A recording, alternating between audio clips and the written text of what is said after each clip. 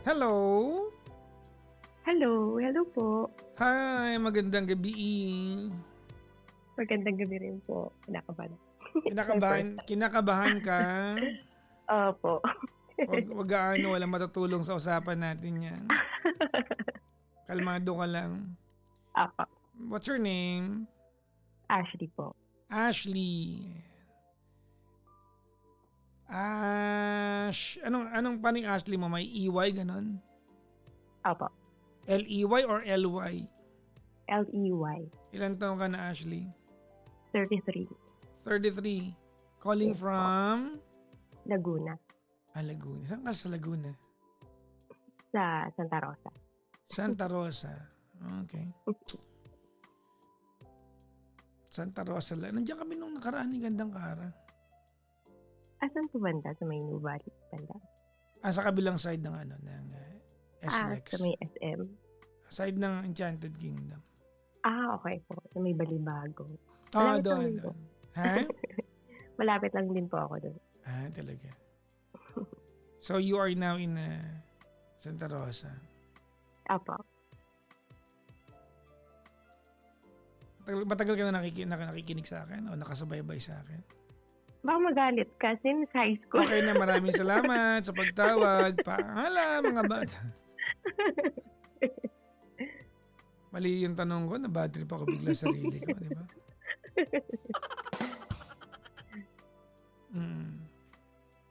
Anyways, may asawa ka na, Ashley? Opo, meron po. Pero, planning to annul na po. What? Medyo mahirap. So kasal ka sa papel pero hindi na sa pagsasama? Hindi na. More than na rin. Parang magto 2 years na rin. May anak kayo? Engaged na. Opo, dalawa. Okay. Alright. Well, gano'ng katagal kayo nagsama? 8 years po. 8 taon. Ilang taon yung panganay mo? 7 po. 7. Opo. So agad-agad nagkaanak kayo, no? Opo. Parang 2 months lang kami nagkakilala. Seaman siya. So, pagbaba niya, pinakalala din. Yung time na nagkakalala kami, I'm 26 and gusto ko talaga magkaanak. Anak lang talaga yung gusto ko noon. Tapos, yun, bigla siyang namanhikan. Wala na akong nagawa. Kumuon na lang ako kahit ayoko magpakasal. Okay. Say it again. There are so much details there. I'm sorry po.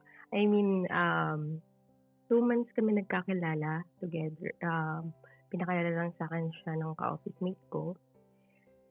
Seaman siya. So, gusto ko lang talaga magkaanak nung time na yon. Kasi I'm 26, high school pa lang ako. Pinaplan ko na talaga yung life ko na at 26, may baby na ako. At 30, may bahay na ako. Ganun po ako. So, parang yung timeline ko sa buhay ko, gusto ko nangyayari po. So, nangyari naman, 26. Then, sabi ko sa kanya, ayoko magpakasal, ayoko nang may asawa. Gusto ko ako lang, tsaka baby ko. Kasi lumaki po akong broken family. So, ayoko po nang magulo sa buhay. Ayoko po yung laging pagtatalo. Ayoko po nung parang laging kailangan tanungin muna siya kung okay siya or hindi. Parang hindi ko kaya yung ganong buhay. I mean, ayoko nang magulo talaga. Kasi sa experience ko, lumaki medyo magulo talaga as in. Kaya para sa akin, sakit lang sa ulo.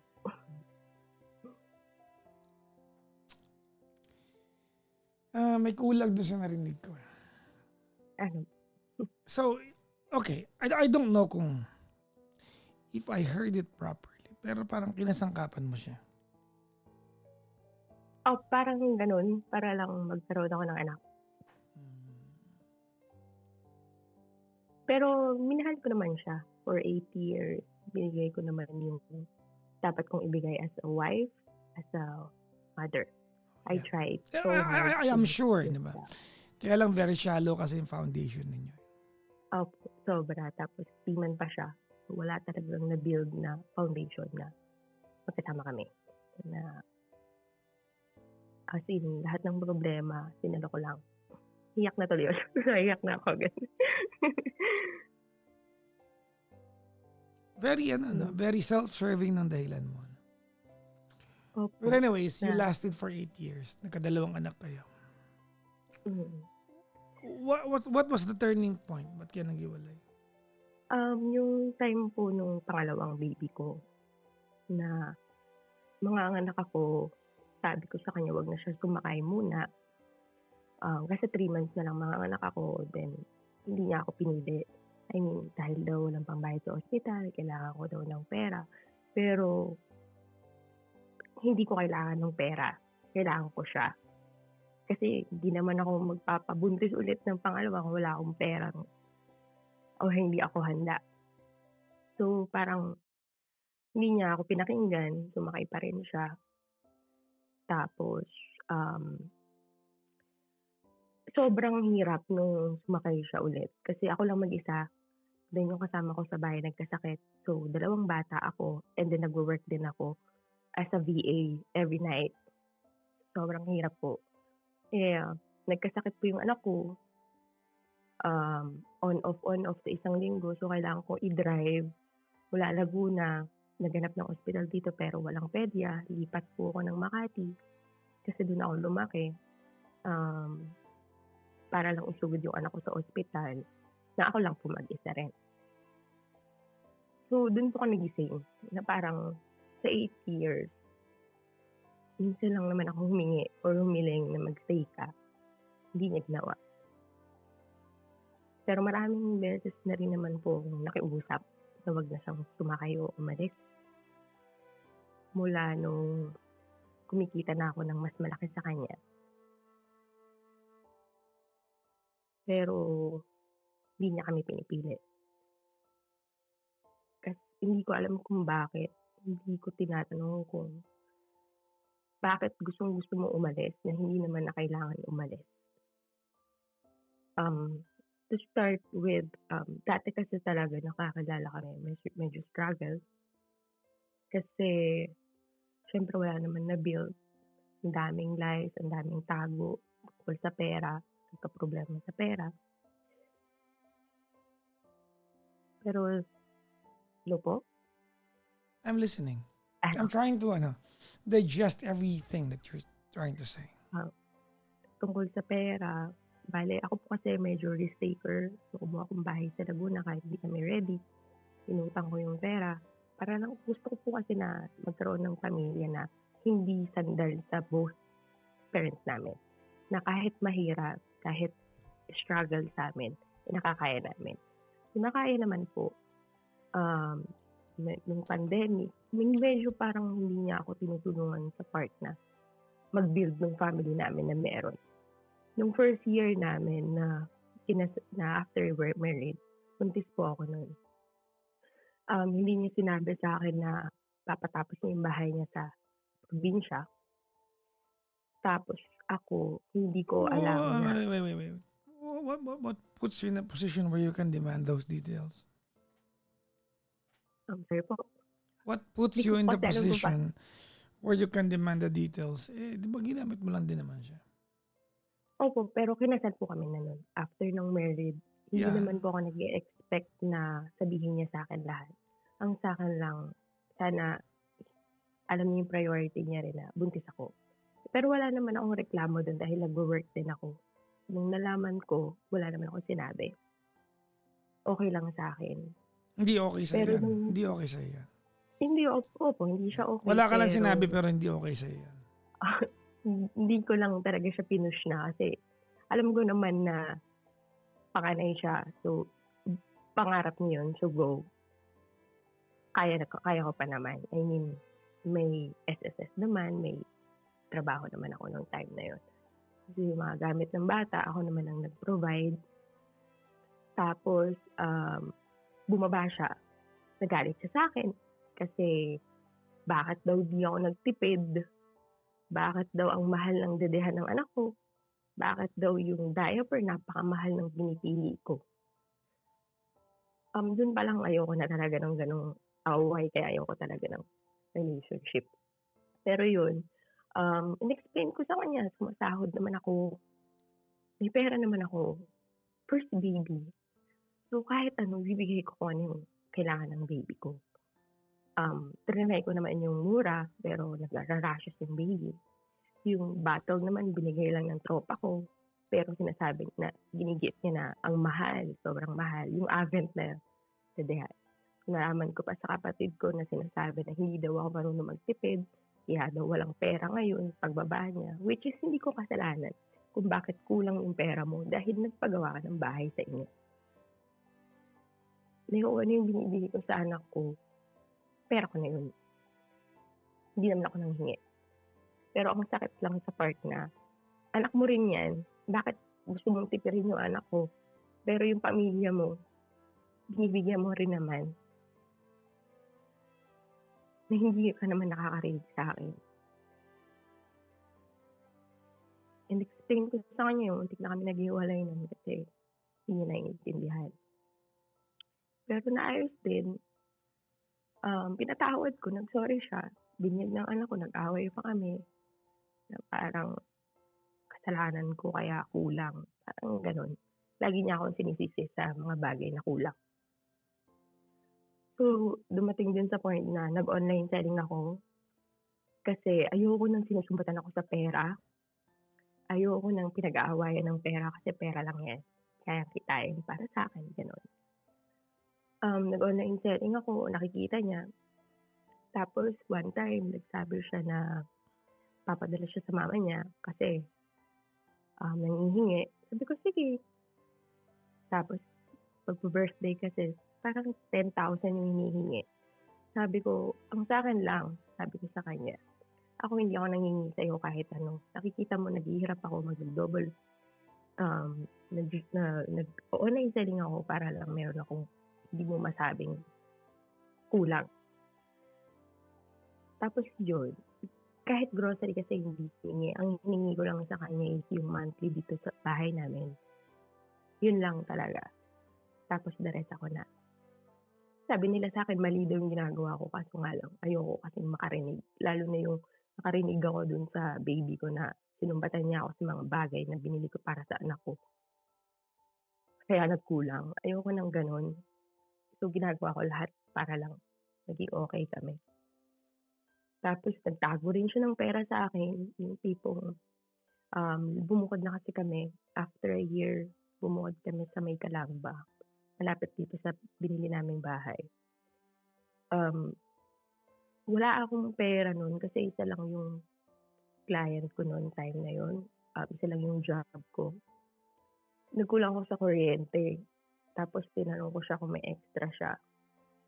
Out of nowhere, check ko yung bank account niya.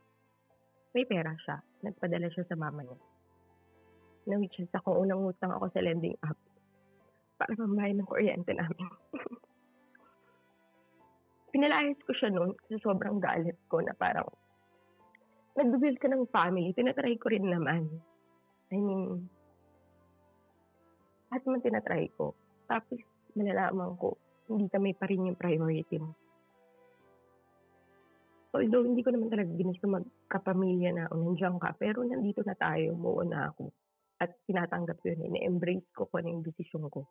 Bakit ikaw parang hindi? So bakit mo pinilit na ikasal tayo? Hindi ka naman nandun. Parang nagsisimula yung doubt ko. Hanggang sa meron din yung time na nagiinuman sila ng barkada niya, nandun ako, i-open niya about sa ex ko, nagsisend siya sa ex ko na out of nowhere na hindi naman niya alam. Parang lagi siyang gumagawa ng paraan na mag-away kami pag nandito siya sa Pilipinas para umuwi siya sa kanila. Tapos babalik na ulit para mag-sorry. Ganun yung parang naging namin, routine. So nagsawa ako, napagod ako. 3 years ago, ginawa ko yung sarili ko. Sa VA, maraming pwede kang pagkakitaan. So nalaman ko sa iba kong mga ka-office mate kung paano kumita ng mas malaki. So grinab ko lahat yun, yung trabaho, yung workload. Kasi ayoko na siyang sumakay. Nausap ko siya, sabi ko na, "Huwag ka ng sumakay, tulungan na lang kita dito. Hanapan kita ng trabaho kasi madali lang naman sa VA puwede naman na ako mag-apply then siya yung magwo-work. Or kung gusto mo naman, kung ayaw mo," sabi ko sa kanya, "mag-business ka, magbibigay ako ng puhunan para sa'yo." Sabi niya, oo daw. Tapos hindi niya tinupad. Okey, sige pinayagan ko, nagkaroon kami ng second baby. Sabi ko hindi ko na kaya yung dalawa na mag-isa.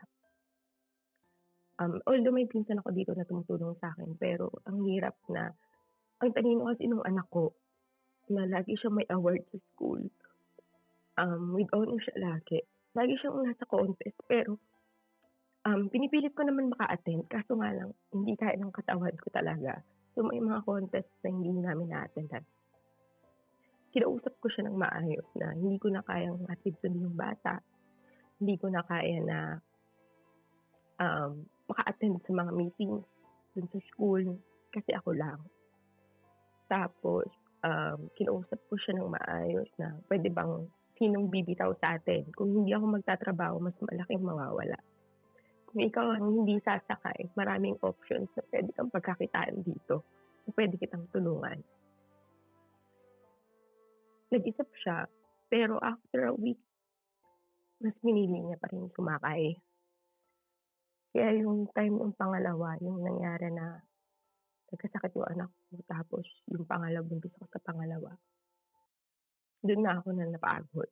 Tapos pagbaba niya pa dito, inaway niya ako sa maliit na bagay. Tapos umalis siya, pumunta siya ng sa kanila. Ano yung maliit na bagay? Maliit na bagay na parang sa amin dalawa, yung parang, paano ba 'to? Nakalimutan ko na rin, eh, kung ano yung maliit na bagay. Basta nag-aaway trigger niya ako ng maliit na bagay, yung tipong ayos lang nung cabinet, ayun. Yung ayos lang nung cabinet na sabi ko, "Bakit mo nilagay agad dito? Dapat inayos mo na yung paglagay, kung ililigpit mo rin naman." Sinigawan na niya ako. Tapos sabay alis kasama yung sasakyan, umalis siya. Dumiretso siya sa kanila, sa Ilocos. Iniwan niya ako. Imbes na ayusin niya, na sabi ko, ang sama-sama ng loob ko. Sinabi ko sa kanya, "Sama-sama ng loob ko, imbes na kausapin mo ko, hindi ako okay." Sabi ko, yung tipong kakapanganak ko pa lang, postpartum, lahat ng pagod, nararamdaman ko, hindi mo man lang ako tinanong, "Okey na musta?" Kung okey ako. Alam ko namang hindi okay na magbarko ka, pero hindi naman kita pinipilit na. Pero sana naman kung yung family, tina-try kong i-build, pero bakit ka lumalayo? Tapos, umuwi siya ulit, kinausap naman niya ako after nagkasakit ako. Kasi nga kakapanganak ko pa lang yun mga 3 months. Dahil sa CS, hindi nag-move yung, intestine ko ng maayos, hindi sila bumalik sa normal. So, naapektuhan yung appendix ko nung time na yun. So, nasugod ako sa ospital nun. Tapos siya yung nandun, pero nagtatrabaho ko habang nasa ospital. Kasi iniisip ko na agad yung pambayad, kasi nagpapa-renovate ako ng bahay. So, pati yung pang-hospital ko kailangan ko isipin kung paano ko babayaran. Hindi niya man lang ako tinutulungan. Parang nakikita niya yung nagtatrabaho ko, hindi man lang niya sabihin sa'kin na kakatapos mo ng operahan or ako na lang muna diyan, sabihin mo sa'kin kung paano 'to gawin.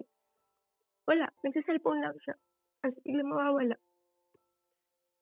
Tapos sa sasakyan kami nakiusap na naman ako na hindi ko na kaya na dalawa sila, ako lang. Kailan ba yung kami naman?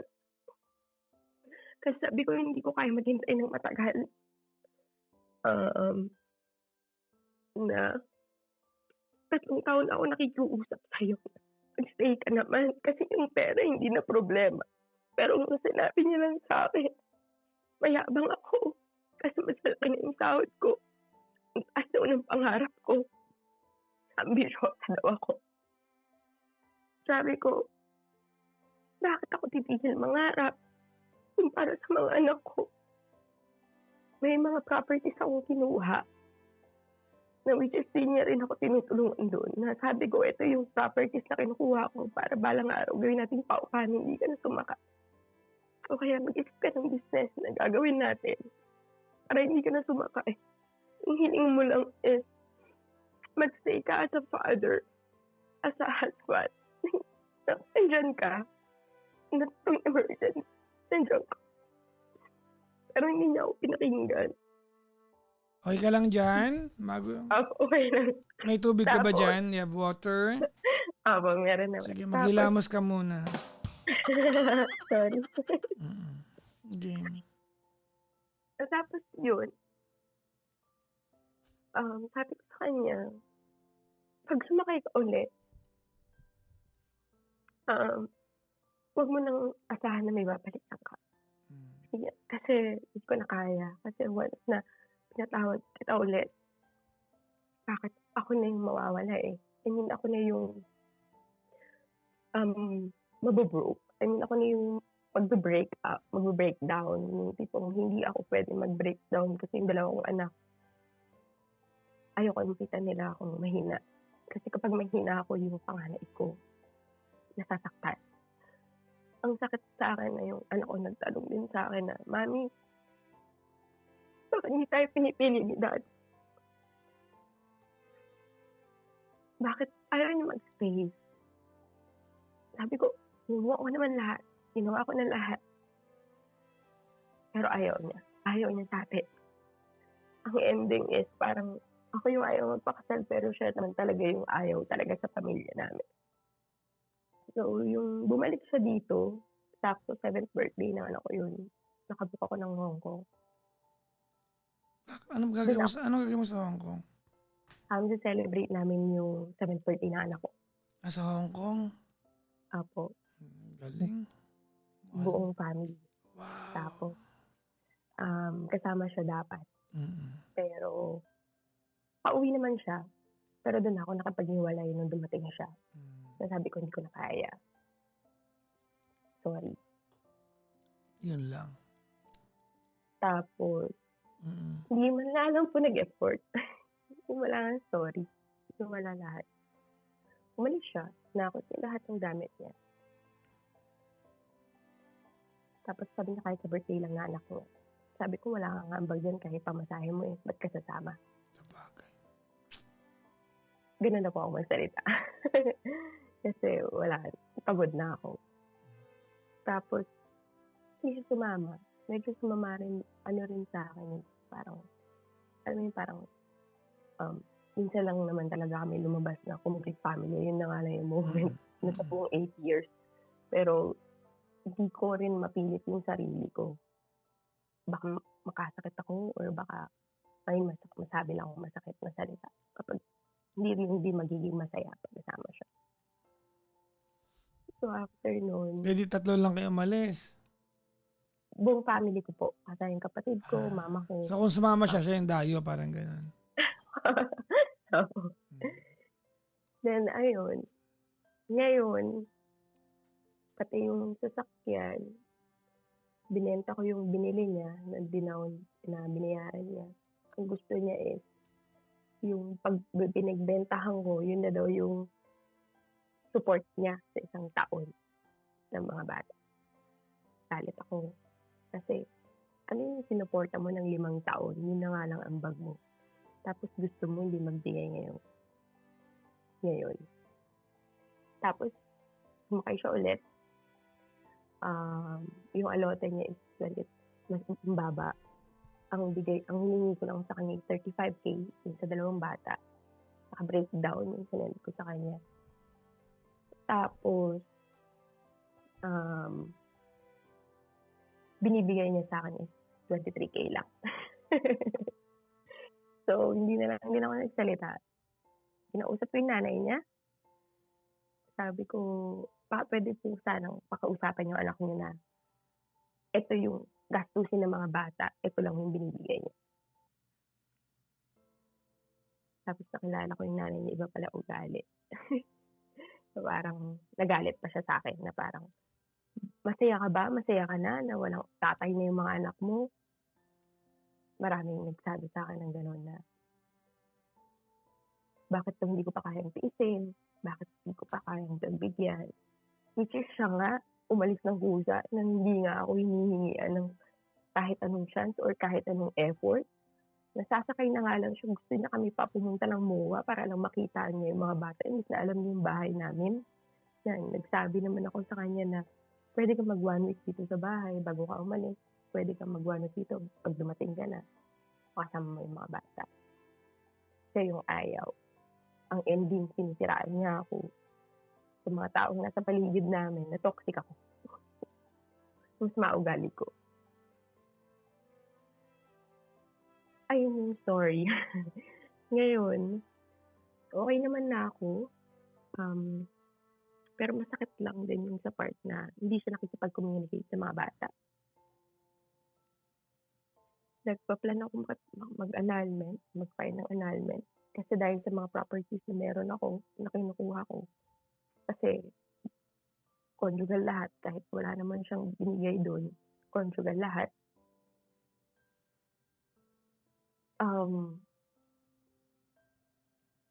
Yun po. I mean, medyo naging busy ako sa life ko. Pero may isang guy na lumalapit sa'kin. Hindi ko alam kung i-entertain ko or tama po ba na entertain ko. May kasal po ako.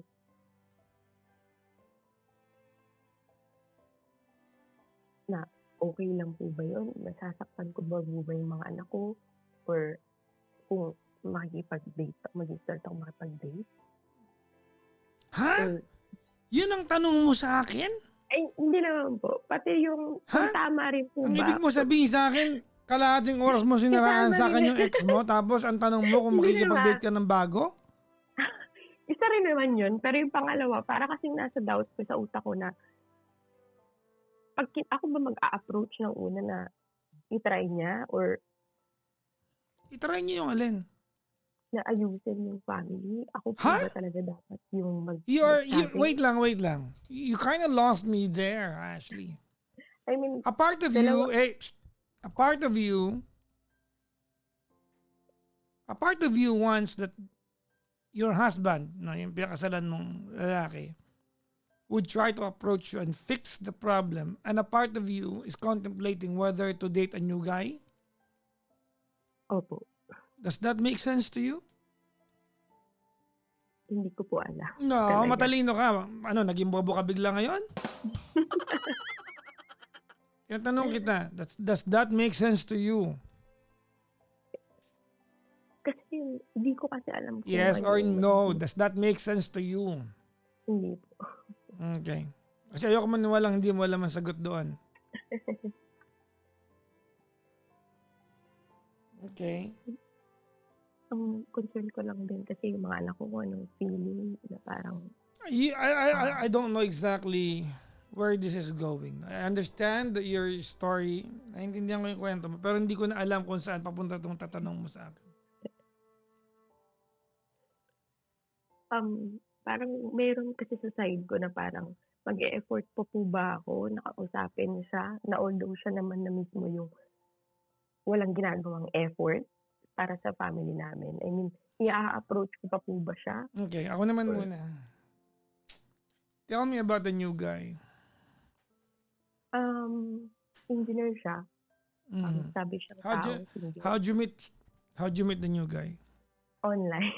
Online. Online dating. When did you start talking to the new guy? Mga 2 months na rin. 2 months ago. Have you met the new guy? Opo. When was the first time you met the new guy? Last month po. Ano no? Last month. Teka lang, ba't February. pabulong ka kaninang ano? Sorry, February po. February. How many times have you had the chance to meet each other? 3 times pa 3 lang naman po. times. Okay. Parang ngayon lang din ako nag-o-open na. So you probably kind of like the guy kasi you met the guy 3 times eh. Opo. Kasi kung ayaw mo nun, you wouldn't go for the second date. You wouldn't go for the third date. Tama? Opo. What did you do on the first day?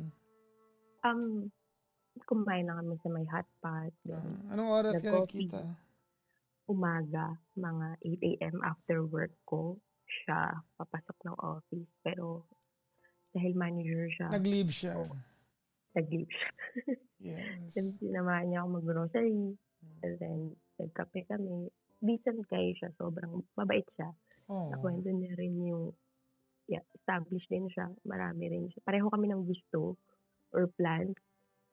So, parang nakikita ko sa kanya. Kaya Okay. medyo parang gusto kong i-continue pero at the same time, di ko alam kung tama ba. Teka lang muna. Asa first day pa lang. Ang dami mong... Sorry po. Ano oras ka naghiwalay nung araw na yun? Mga ano po, mga 12. 12 ng tanghali. Saglit lang talaga, no? Opo, saglit lang. Talagang nag-breakfast lang. So, the second time, gano'ng katagal kayo the second time that you decided to meet, ba't tumatawa ka? Wala naman. Sinundo niya ako dito sa amin. And then, bike. what time? Mga umaga rin po, breakfast lang din. Kasi yung work ko din panggabi. Kaya nagpunta. So, kumain lang din po ulit. Same lang. Kwento. Okay. May meeting siya. So, Ano na? Ba't ngayon parang hindi may mo... meeting siya. Bakit ngayon parang yung panga mo hindi gumagalaw? Kanina, nung... Kasaraan may nung... meeting siya. May meeting siya. Tapos yun, kailangan niya na umalis. Kasi sa Makati pa yun. So, yun. Ganun lang din yung sa third date. So, lumalabas. Tapos everyday siyang nag-update sa akin kahit di ko naman tinatanong. Kasi nag-update ka rin sa kanya. Do not make it sound like you're not entertaining his update. Good morning lang. Yeah, but wag mo siya ikwento na para bang you are not kumbaga yung reception mo sa kanyang update is not. Kumbaga para bang hindi ko alam ba't nag-update siya. Of course you have, di ba? No. May screenshot pa siya. No. Do not make it sound like as if you don't have a good reception sa update niya. Na para bang ginagawa. Pero natutuwa po ako doon. Exactly, and you are making him know that. Huwag mo siya ikwento na para bang ano. Na-appreciate ko siya doon. My point is, wag mo siya ikwento sa akin, Ashley, na para bang ang gold mo sa part na yun. Huwag mo nag-update siya. Wag mo gagawin yun because ang kupal noon, ha? Don't do that. Medyo kupal yung part na yun, ha? Then, titanong ko naman siya kung seryoso ba siya kasi dalawa na yung anak ko. I mean, single ka, may chance kang makapag-date ng single din. Well, so, sabi ko sa kanya, open ako, okay lang sa akin na date to. Nakakalabas ako, pero nakakausap din ako. Pero at the same time, sure ba siya na kasi 3 beses na rin naman kami nakakapag-date. Kung gusto niya ba ulit pa, makilala pa ako. Pero sabi niya, seryoso daw siya. Ganun, kaya medyo parang nakakatakot na i-entertain ko pa ba to or parang kasi feeling ko magiging unfair ako balang araw. What do you wanna ask me? Kasi meron din po sa side ko na baka itong asawa ko magkaroon pa ng chance. Kasi syempre, sino ba naman ayaw din ng complete family. Oh. Kahit naman na ganun yung mga nangyari. Parang nag-iisip pa rin ako. Kasi depende pa rin sa mga anak ko kasi although yung anak ko, yung panganay ko, ayaw niya nang kausap yung tatay niya, ayaw niya makita kahit anong sabi ko. Pero wala kasing effort yung guy. Kakausapin ko pa ba yung asawa ko para gumawa ng effort para sa amin? Or continue ko na lang din makilala tong guy? None of the above. None of the above. Yeah, none of the above.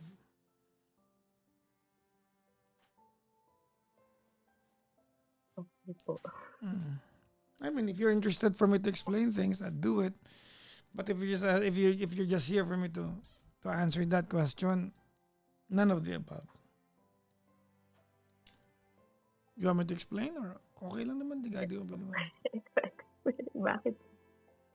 Okay. I want you to listen carefully. No? You're very much self-centered person. your motives are largely self-serving. You are. Medyo masama ugali mo. Opo. Alam ko naman. Alam mo, I'm not going to go into that part where you are a good mom. I'm sure you are. I'm sure that's your pride as a person. Mabuti kang nanay. Matter of fact, high school ka palang pangarap mo na maging nanay. Diba? And tunapad mo yung pangarap mo in the most unconventional way. I will explain to you from where I'm sitting tonight yung kwento mo, and I want you to realize things, probably how things happened in the eyes of your then husband. Ready? Tap. You met the guy, yun na pangasawa mo, 2 buwan lang, nabuntis ka. Tama? Tap. You wanted that. Probably he didn't want that. It was too early on sa pagkakakilala ninyo. You got what you want, but you wanted him to adjust his entire existence because you got what you want already. I want to say that again, categorically and clearly. You wanted him to adjust his entire existence only because you got what you want. Here's a guy you did not give the chance to get to know. Hindi mo alam kung anong obligasyon niya sa buhay, hindi mo alam kung anong pangarap niya sa buhay. You don't know his inner desires in life, kung sino sinusuportahan niya, may pinapakain ba siya. You don't know these things. You just wanted him to adjust. And I cannot blame you. Magkakaanak na kayo eh. But you married each other. And you are right when you said, hindi naman siya pinilit para pakasalan ka. Tama? But despite the very shallow foundation of how you met each other, he married you. He tried. He tried. That's very, very evident sa kwento mo. He tried to be there for you. But but how did you measure him as a person? You measured him by asking him to give up his dreams. Ang pangarap mo magkaanak, ang pangarap niya maging seaman. You wanted him to give up a dream of the dreams na meron siya sa buhay because you got your dream na. You wanted him to give up yung kanyang pinagpagurang pangarap dahil nakuha mo na yung pangarap mo. At pag hindi mo nakuha yung gusto mo na i-give up niya, you judge him as the bad person. Pangarap mo magkaanak, pangarap niya maging seaman. What makes your dream any more important than his dreams?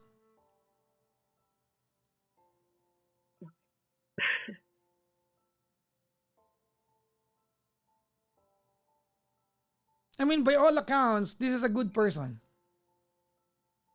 Opo. I can give you all the clues, the details kung bakit siya good person.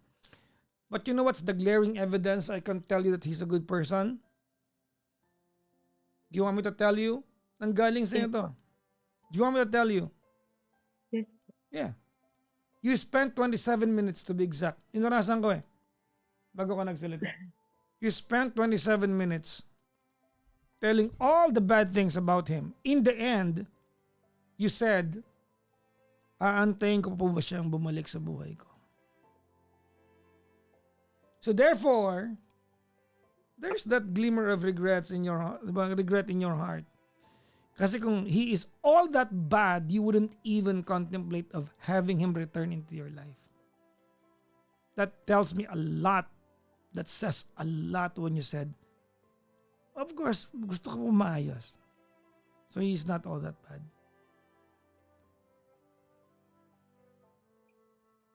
Mabait naman siya. No, Mabait talaga siya. that's not according to you. That's according to, because I'm probing it.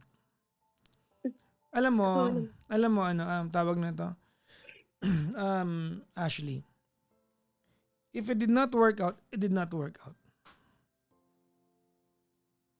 Kung hindi nag-work out, hindi nag-work out. Hindi wag. Not all na nagkaanak will be forever partners. Maybe you and him will, di ba? Maybe you and him will ang tawag na to, will just share the responsibility of raising two beautiful kids. Siguro yun ang fulfillment ng pagkakakilala ninyo. You know what bothers me? What bothers me is that every time that you talk about him, you only talk about the ill things that you can say about him. Wala ka sinabi maganda sa kanya. Lang pangit. If I'm being honest Minsan ko and lang kasi brutally, siya nakakasama no, rin. if I'm Parang, being honest and brutally honest with you, ginamit mo siya. You used the guy. And the guy went along for the ride for 8 years.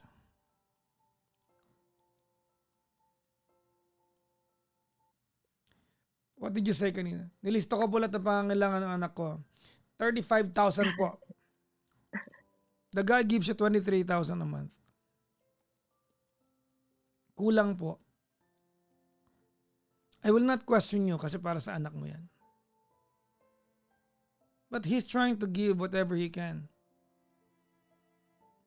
And yet, you talk about it as if he is the most delinquent person in the world. Ang kupal mo dun.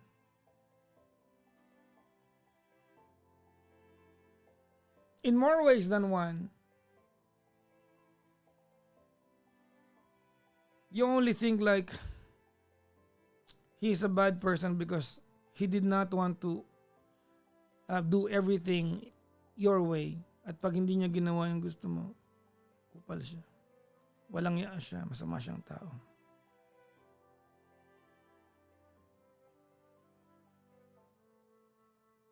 That makes me sad.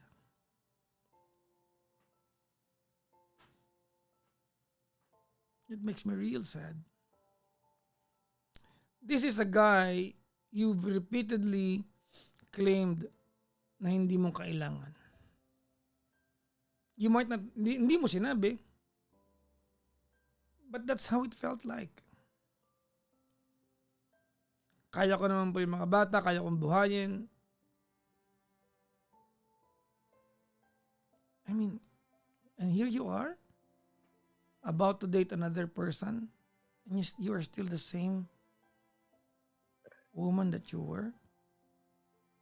Alam mo ano naiisip ka bang kinikwento mo yung bagong lalaki? Ano? Ginagamit mo na naman. I don't know if you're... Because you are just dating the guy to fulfill a part that's missing in you. Kasi yung desires mo is still with your ex. Is that even fair for the new guy? Wanting to build himself up around you because you gave him the go signal to prove himself, and yet there's another guy in the background, your ex.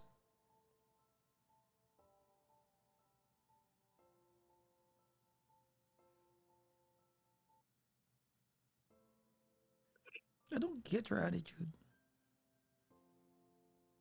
I'm sure you will be the best mom. That I don't doubt. Feeling ko ang galing-galing mong nanay. Ikaw yung nanay na ang mga anak mo never magugutom. Oh. You do everything. Kasi pangarap mo yan eh. But being a partner to a person, to another human being in this world is a different, altogether, a different conversation. I'm your friend, Ashley. I want you to end up with someone who can tame you, as a human being, kasi you're too strong.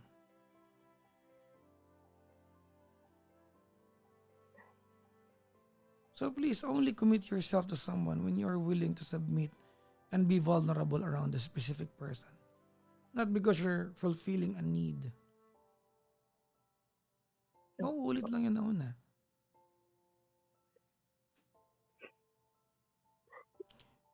Totoo niyan, kahawa ko sa pinakasalan mo lalaki. He endured this attitude for 8 years? He endured you making him feel that he is insignificant when it comes to comparing things sa kaya mong gawin. Maraming beses ko naman po siya kinausap, no, kung bakit mas gusto ko siya dito. No, it's not that. It's how you said it. You want me to say it? How you said it? Sige. Sinabihan ko po siyang huwag nang sumakay ng barko. Mag-isip siya ng negosyo. At bibigyan ko siya ng pampuhunan.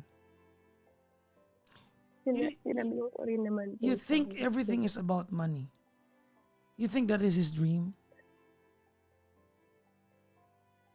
What about what he wants in life?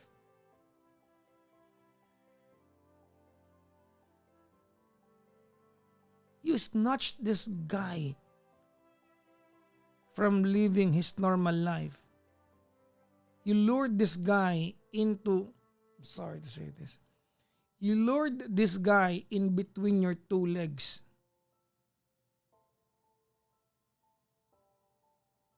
I couldn't say that more emphatically, but let me say it again. You lured this guy in between your two legs to fulfill a dream that you want for yourself. Ginamit mo yung kifipay mo para matupad yung pangarap mo. And you wanted him to abandon all that he was doing in life. And when he cannot, kasi nagkabiglaan, you tag him as the delinquent person. That's not fair. I have a wish for you. Yes. You want to hear my wish for you? Yes po. That you and your ex-husband will become civil. If not friends, at least okay.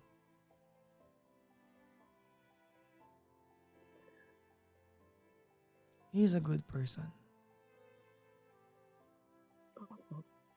Kaya ka umiyak ngayon because Lahat lang po kasi na hindi namin maramdaman na mahalaga kami.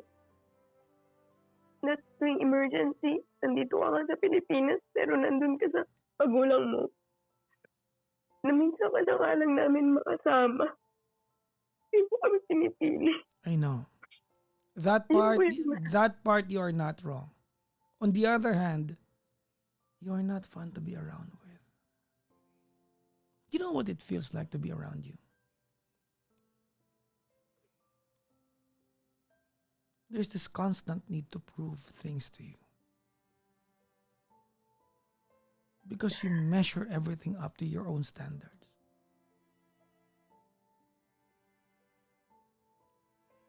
Alam mo ba kung anong kahulugan ng compromise? Baka pa-define ko sa'yo, opo ka ng opo sa akin dyan. Alam ko naman po. Anong kahulugan ng compromise? Kailangan maintindihan mo rin yung anong gusto niya at gusto No. mo at mag-make That's called understanding. Do you know what's compromise mean? You want me to tell you? Yes po. Compromise means doing something uncomfortable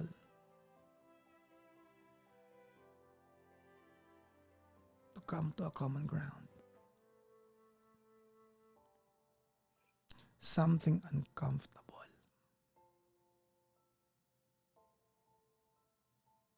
That's called compromise.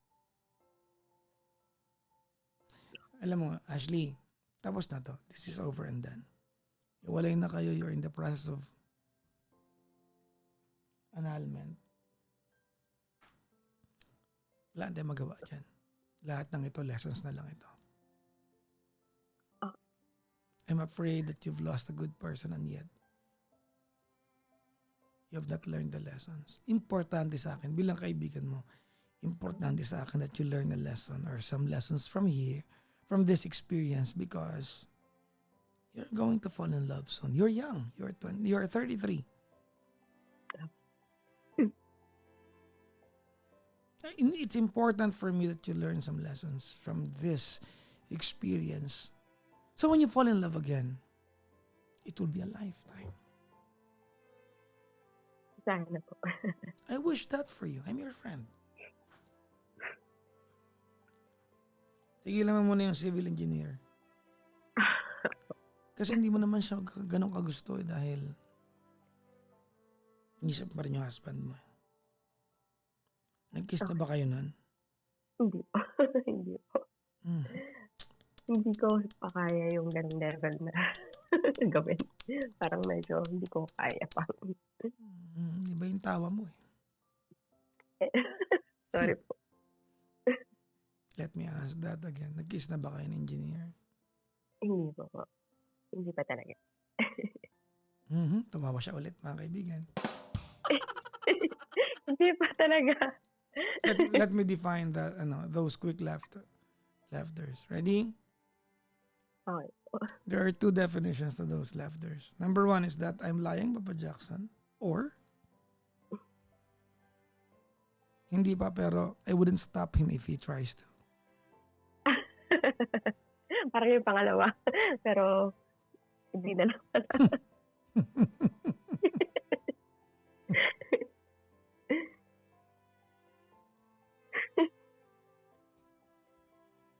Thank you po. Thank you, Papa Jack. Hindi pa Pero kayo, tama. hindi pa kayo nag-kiss. Hindi po. Mamatay man ako bukas. Opo, hindi talaga. Mga kaibigan, Hindi pag ako natsugi bukas Hindi, mabait siya. Kaya, parang, medyo may doubt sa sarili ko na alam ko parang masasaktan ko siya. That's a good call. Alam mo, magpagaling ka muna. Heal yourself. Opo. Thank you po. I'll tell you one trivia. Yes. That the only time that a person, listen carefully, if there's any takeaway from this conversation, this is it. Ready? Opo. If there is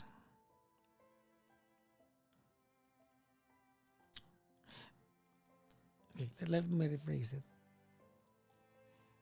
The only time that someone can take care of us the way we deserve to be looked after is when that person knows what hurts us.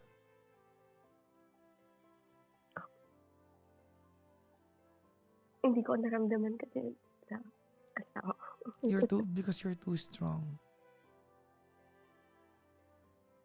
Hindi ko rin kasi siya maalis sa sarili ko na yung pagiging strong ko. Kasi No, hindi ako lumaki na. let me say it again. Pinalaki akong ganun.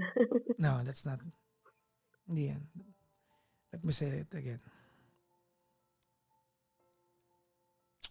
The only way for a person to take care of us the way we deserve to be looked after is if that person knows what hurts us.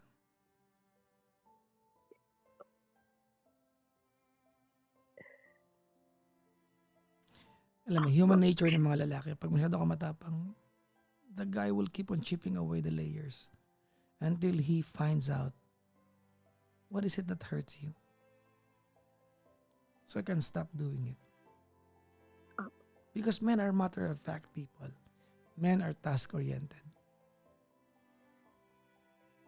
Tapos, ito malapit na part. When you're too strong, a guy will try to chip away the layers just to find out what hurts you so the guy can avoid doing what hurts you. Tapos, this is the sad part. Remember, I always say that men are creatures of habits. If the guy got used to chipping away the layers, he will never be interested na to find out what hurts you. He will just keep on chipping away the layers. And it will just hurt you. Senselessly.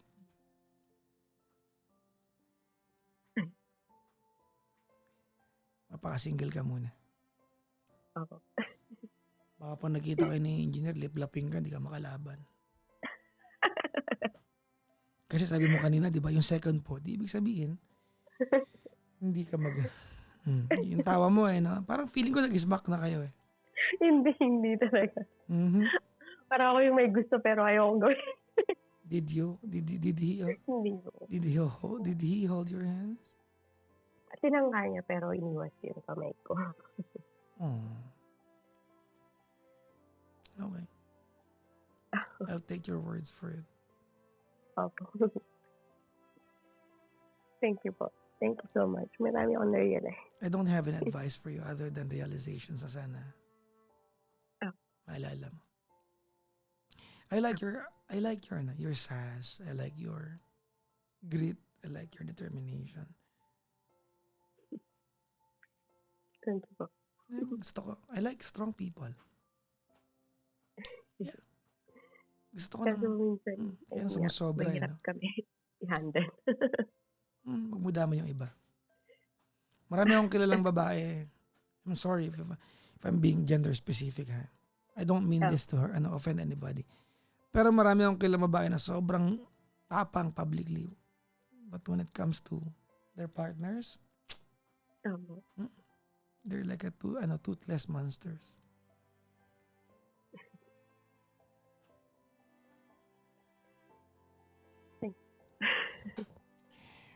Before we part ways tonight, Apo. I want to ask you some small favor. Apo. I think I struck a nerve sa iyo kanina when I talked about your ex. If your ex-husband will have the chance to hear this, what do you want to tell him? Go ahead. Sana na nakikinig ka, sana mag-effort ka sa dalawang anak natin. Na kasi ako na yung nagsabi sa'yo na pumunta ka dito, dalawin mo yung mga bata. Ilabas mo sila. Pero ayaw mo. Yun yung masakit sa part na tayo hindi okay. Pero sana yung mga bata, maging present ka sa kanila. Lalo na sa mga achievement ng panganay natin. Na ngayon, with honors ulit siya. Pero hindi ko alam kung gugustuhin mo pumunta sa recognition. Sana meron sa puso mo yung mga bata naman na isipin mo rin sila na maging present ka sa kanila. Kasi hindi nila deserve yun na maramdaman nilang kulang sila. Na alam naman natin na kahit anong gawin ko, hindi ko mapupunan yung kulang sa kanila. Sana maging masaya ka at yung pangarap at gusto mo mangyari. Sorry, kasi masyado akong malakas. At oo, parang yung gusto ko lang yung gusto kong mangyari. At hindi ko naririnig yung gusto mo. Sorry kasi napagod ako kakahintay na kami yung unahin mo. Sorry kasi gumibap ako. Hindi dahil hindi na kita kayang mahalin o ano. Pero yung peace of mind ko, yung sarili ko, ang iniisip ko. Kasi kapag lagi ako nagbibigay din sa uusap ko, hindi ko pinakaya. Mawawala ko ano yung meron ako na para sa anak. Sana darating yung araw na pwede tayong maging co-parenting, na kaya kitang kausapin, na hindi ka umiiwan, hindi mo ko bibigyan ng silent treatment. Hindi kasi yun para sa akin, para sa mga bata. Yun ang po, Papa Jack.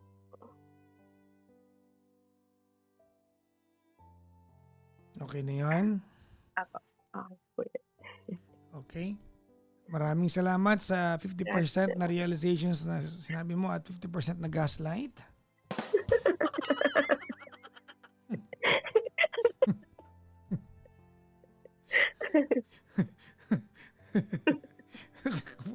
Ang hirap mo kausap. 50% realization, 50% gaslight talaga. Ano gaslight? Hirap Totoo yun. Silent treatment talaga. Scene ako. Scene. Sabi nito, guilt trip si ate. Actually, sabi nung isang comment, hindi ka malakas, mayabang ka. Totoo din. Hirap. Pusang gala talaga. Anyways, I have an assignment for you before we part ways tonight. After this call, maybe tomorrow, go back and listen to our conversation sa YT. Ha? Promise, mauumay ka sa sarili mo. Hindi, iba kasi pagkausap mo ako eh.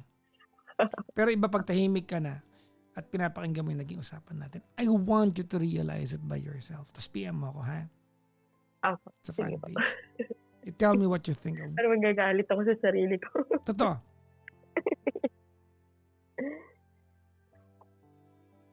There's a lot of things I'm proud of you. Like, knowing what you want. I like that. Gusto ko ng ganun. But then again, a part of wanting and knowing what we want in life is the other part of that is knowing and wanting who we want to get what we want with. Masasagot mo rin yung balang araw, ha? Opo. Ingit ka palagi. Thank you po. Ingat din po. Salamat po marami. Salamat sa iyo, ma'am. Thank you very much. Thank you po. Bye-bye. Bye-bye po.